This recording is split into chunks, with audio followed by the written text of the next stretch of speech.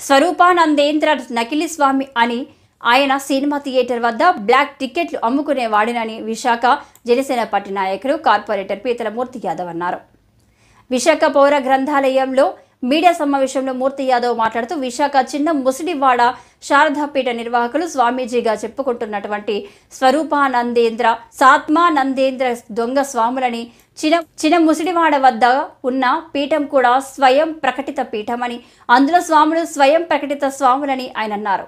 విశాఖలో ఉన్న స్వరూపానంద ఆశ్రమం కూడా ప్రభుత్వ స్థలంలోనే ఉందని మూర్తి యాదవ్ తెలిపారు. వైసీపీ ప్రభుత్వంలో వేల కోట్ల భూములను స్వామి స్వాహా చేశారని, అందుకు ఉదాహరణే విశాఖ భీమిలిలో సర్వే నంబర్ 102/2లో 7 ఎకరాలు 70 సెంట్ల, 103లో 7 ఎకరాలు 30 సెంట్లు 250 కోట్ల రూపాయల భూమిని వేద పాఠశాల నిర్వహణకు పేరుతో కేవలం 15 లక్షలకే తీసుకోవడం వెనుక ఆంతర్యం ఏమిటని ఆయన ప్రశ్నించారు.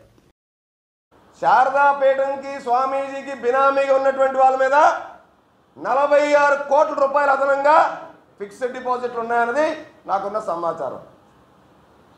స్వామీజీ ఇదే శారదాపీఠం అధిపతి ఈ నకిలీ స్వామి ఏదైతే ఉన్నారో ఈయనకి 100 కోట్ల రూపాయలు ఈ 5 ఏళ్లలో కేవలం ఫిక్స్డ్ డిపాజిట్ల రూపంలోనే ఎలాగొచ్చినాయి?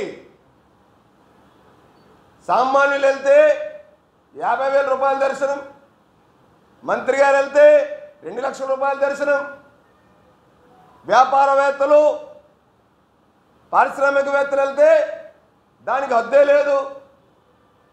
మరి అటువంటి స్వామీజీకి జగన్ ప్రభుత్వంలో జగన్ బినామీ అని కూడా ఒక సందర్భంలో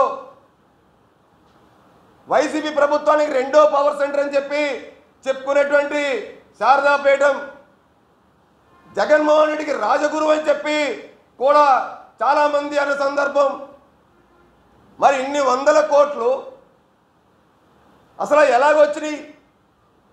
ఎవరిచ్చారు? ఇవాళ ఇన్కమ్ ట్యాక్స్లు అసలు ఎలా చూపిస్తాడు ఈయన? కాబట్టి మేము ఒకటే డిమాండ్ చేస్తూ ఉన్నాం. శారదాపీఠం స్వరూపానంద సరస్వతి స్వామీజీ ఆ పీఠానికి సంబంధించినటువంటి ఆ పీఠానికి బినామీలుగా ఉన్నటువంటి వాళ్ళ పైన ఐటీ రైడ్లు చేయాలి. ఇన్కమ్ ట్యాక్స్ డిపార్ట్మెంట్ వెంటనే దృష్టి సారించాలి. ఇప్పటికీ కూడా నోట్ల కట్లు గుట్టలు గుట్టలుగా స్వామీజీ ఆశ్రమంలో ఉంటాయని చెప్తూ ఉంటారు.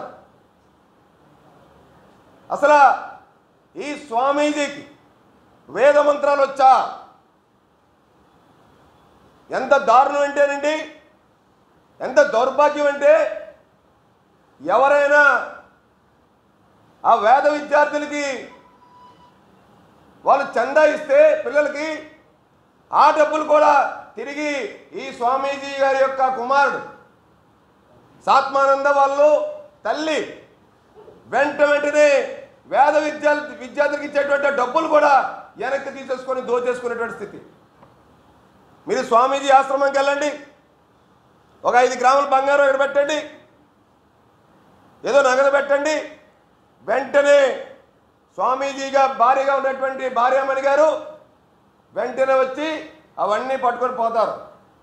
ఇప్పటికి కూడా స్వామీజీ ఆశ్రమంలో పనిచేస్తున్నటువంటి ఉద్యోగులకి సరైన కాలంలో జీతాలు ఇవ్వట్లేదనేటువంటి అపవాదు ఇప్పటికీ ఉంది. అసలు స్వామీజీకి సాత్మానంద వాళ్ళ అమ్మగారు